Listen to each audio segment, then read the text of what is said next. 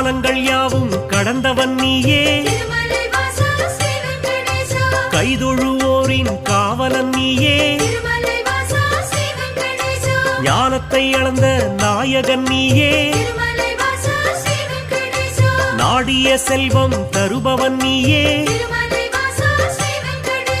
கோல எழிலை கொண்டவன் நீயே, கோவிந்தா என்றால் அருள்பவன் நீயே,